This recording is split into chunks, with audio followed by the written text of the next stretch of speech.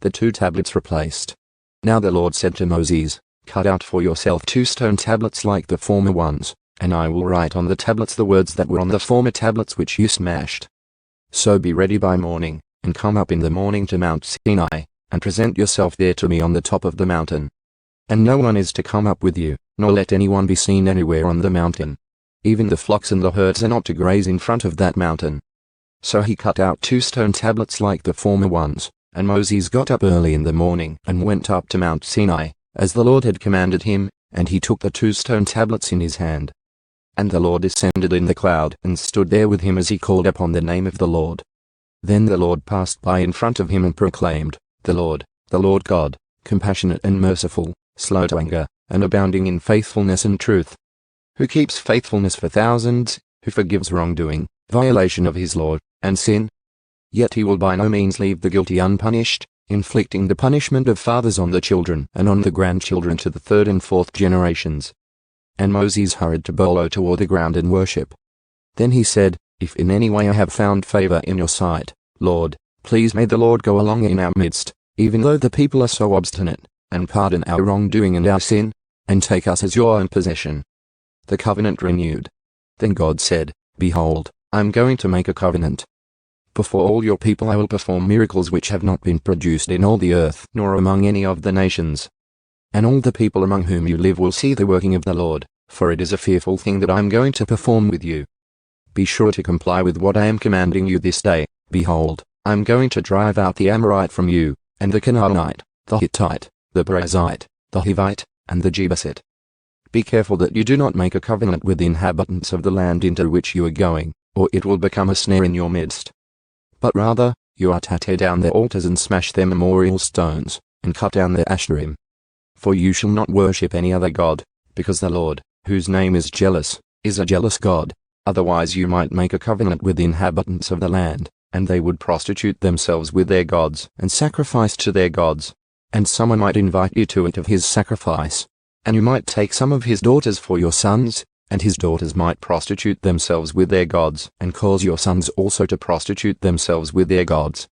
You shall not make for yourself any gods cast in metal. You shall keep the feast of unleavened bread. For 7 days you are to eat unleavened bread, as I commanded you, at the appointed time in the month of Abib. For in the month of Abib you came out of Egypt. The firstborn from every womb belongs to me, and all your male livestock, the firstborn from cattle and sheep.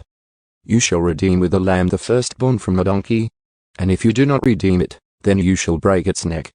You shall redeem all the firstborn of your sons. None are to appear before me empty-handed.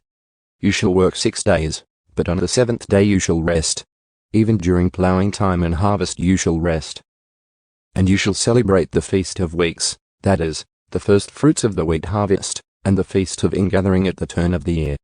3 times a year all your males are to appear before the Lord God, the God of Israel. For I will drive out nations from you and enlarge your borders, and no one will covet your land when you go up 3 times a year to appear before the Lord your God. You shall not offer the blood of my sacrifice with leavened bread, nor is the sacrifice of the feast of the Passover to be left over until morning.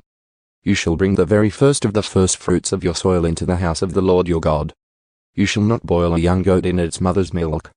Then the Lord said to Moses, "Write down these words, for in accordance with these words I have made a covenant with you and with Israel." So he was there with the Lord for 40 days and 40 nights. He did not eat bread or drink water. And he wrote on the tablets the words of the covenant, the 10 commandments. Moses' face shines.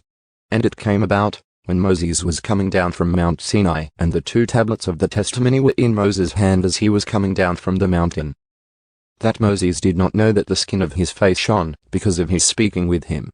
So when Aaron and all the sons of Israel saw Moses, behold, the skin of his face shone, and they were afraid to approach him.